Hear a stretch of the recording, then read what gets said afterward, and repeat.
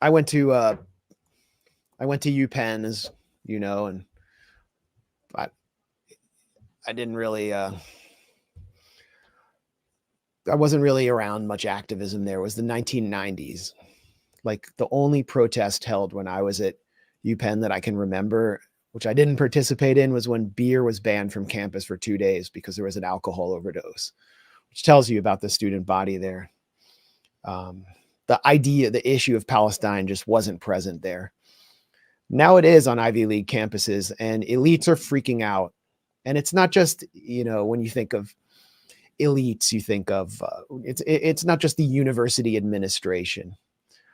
It's the people who really control the Ivy Leagues, and we've been able to gain a rare, intimate picture of who they are and a prism into their worldview and how politics really works in the US. I really see this as a microcosm of US national politics in so many ways. So Claudine Gay, the Harvard president, resigned under enormous pressure after huge amounts of money, of donations, were canceled to Harvard. And I don't know, we'll quote from Claudine Gay's essay in the New York Times, kind of explaining her resignation, or at least getting back at those who compelled her to resign. And then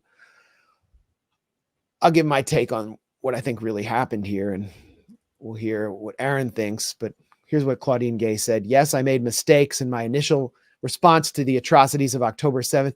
I should have stated more forcefully what all people of good conscience know. Hamas is a terrorist organization that seeks to eradicate the Jewish state. And at a congressional hearing last month, I fell into a well-laid trap. I neglected to clearly articulate that calls for the genocide of Jewish people are abhorrent and unacceptable, and that I would use every tool at my disposal to protect students from that kind of hate. So Claudine Gay is still groveling.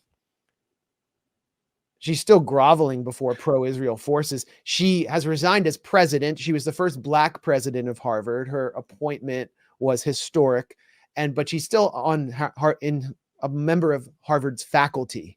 So presumably she has to do this.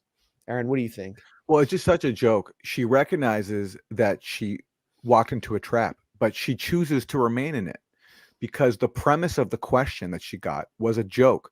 The premise was basically that calling for Palestinian freedom, calling for intifada, which means resisting occupation, is equivalent to calling for Jewish genocide. So when Elise Stefanik asked her, can students call for genocide? What she should have said is that the premise of your question is a farce. And I don't accept it, because calling for Palestinian freedom is not calling for Jewish genocide. But because Claudine Gay is so intimidated by the establishment and donors, she couldn't bring herself to reject an obvious fallacy, something so basic. And so accordingly, she got herself in that trap, and she's still so intimidated that she still can't walk out of it. So she's choosing to remain inside the trap that she walked into. Yeah. So why is Claudine Gay behaving this way? I mean, look at what she did immediately after October 7th. There were demands to ban the Students for Justice in Palestine chapter at Harvard because they were chanting from the river to the sea, Palestine will be free. They're calling for the freedom of Palestinians. Here's what she does. Harvard President Gay announces anti-Semitism training, condemns pro-Palestine phrase from the river to the sea. She was like, could have been a member of the Labor Party under Jeremy Corbyn, with this kind of groveling, this pandering. So the headline should have been, Harvard President Gay defends free speech and diversity of thought, but that's not why she's president.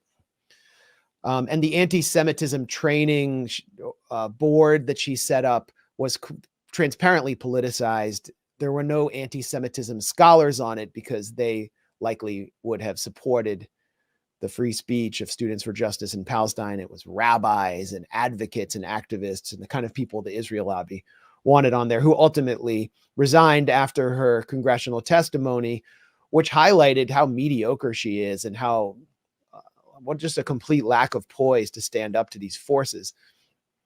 But to understand why Claudine Gay is there, it helps us understand the broader forces at play. Claudine Gay was appointed under the watch of the senior fellow of the Harvard Corporation, the Harvard board, which oversees the massive endowment of Harvard. And that person is Penny Pritzker. Penny Pritzker obtained the position of senior fellow herself when she donated $100 million to Harvard in 2021. A few months later, she was made senior fellow of the Harvard Corporation. So that's how the Ivies work. And that's why she was there. And a year later, she appoints Claudine Gay, sort of historic.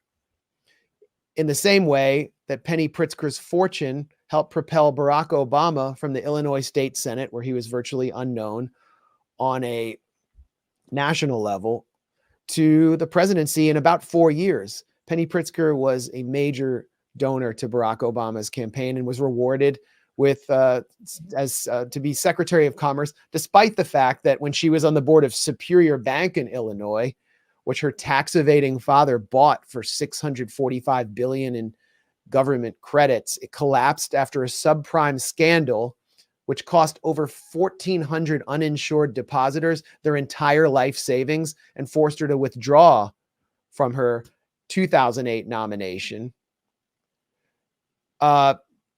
So Penny Pritzker remains at the top of the Democratic Party donor class. She really embodies the financial elite that's centered within the Democratic Party. She's since been rewarded by Tony Blinken as the special representative for Ukraine's economic recovery. She, which is code for the corporate looting of Ukraine. And she also is a pro-Israel donor. Here's her with Tony Blinken. This is someone whose family made their money through their ties to the mafia and basically bought newspapers to promote themselves. So she also is a pro-Israel donor. After 1967, her family purchased built a Hyatt hotel on near Mount Scopus on land stolen from Palestinians in East Jerusalem. And her donations are credited with denying Barack Obama the ability to maneuver anywhere outside the established confines of pro-Israel politics.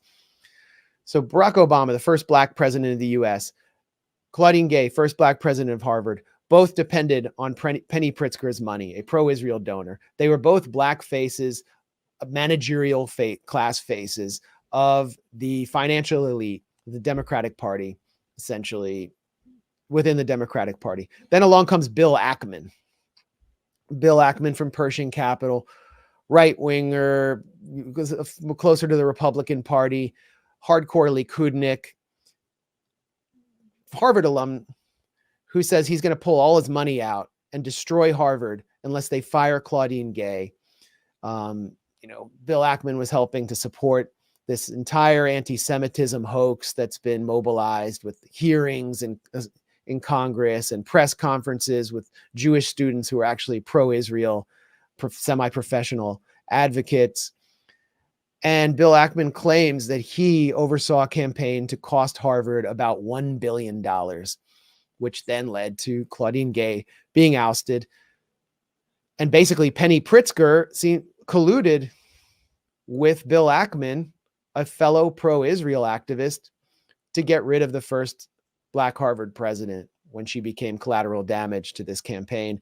And the excuse was plagiarism. They had to cook that up, or not cook it up. I mean, there appears to be some basis for it, but they went looking for something they could use to get rid of Claudine Gay. Okay, and feel free to interrupt me at any time, Aaron. There are other donors involved in this that I think really show the forces at play here that I want to highlight. One of them is Idan Ofer. Idan Ofer is the major shipping magnate of Israel, and he too went to Harvard. Here's Israeli billionaire. This is Fortune magazine. Israeli billionaire Idan Ofer quits Harvard's board, blasting the school leadership's response to students' anti-Israel letter. Basically, he's mad that the Students for Justice in Palestine and all of the academics that supported them and their ability to organize on campus were not banned and punished, and that free speech wasn't shut down on behalf of a foreign apartheid state. Idan Ofer needs the US to wage war on Yemen to protect his shipping empire, because his profits are being hurt dramatically by the Yemeni blockade right now. So he has a vested interest. And there is also the moral beacon, which Harvard responded to, of Les Wexner. The Wexner Foundation cuts ties with Harvard after dismal failure to condemn Hamas.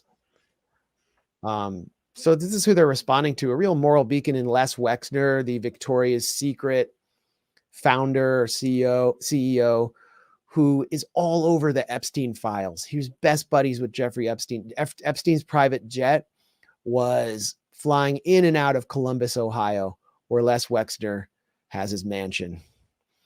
There are new revelations actually about Les Wexner in the Epstein files.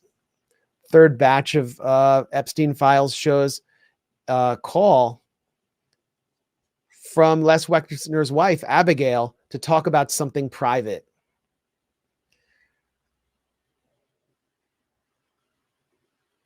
I wonder what they wanted to talk about. Les Wexner was as close as anyone. No, I don't want notifications. To Jeffrey Epstein. And who is Jeffrey Epstein, by the way? He was someone who donated so much to Harvard that he was able to open an institute, a transhumanist experimentation institute within the school, I believe, where his buddy Alan Dershowitz would visit him all the time. He donated something like $10 million to Harvard.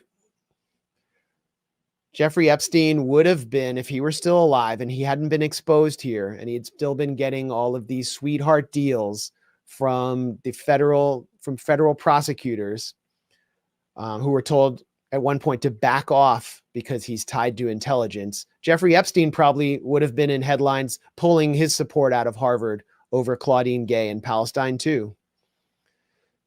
So these are the forces that are determining the future of academic freedom. Politico calls it a battle of the billionaires because now they're gunning for Penny Pritzker. These are the forces that control US politics, the donor class. This is one key reason why Biden cannot orchestrate a ceasefire today, is because these are the people paying for his reelection campaign. And they're paying for Donald Trump's reelection campaign too. And they're paying for Bobby Kennedy, RFK Jr., this supposedly independent candidate, to be in the race. Bill Ackman is donating to Bobby Kennedy, a so-called advocate of free speech, while Ackman demands a totalitarian system of speech codes at Harvard to protect the privilege of his ethno-religious group and only those members who support Israel's military. So we're getting a preview of the 2024 campaign here and what's happening at Harvard and MIT, where they're gunning for the president next, who doesn't even have any plagiarism charges against her. It's two wings of the same financial elite fighting to appoint the front-facing manager to advance their interests, while uniting around Israel's need to commit genocide in Gaza. That's the 2024 election between Biden and Trump.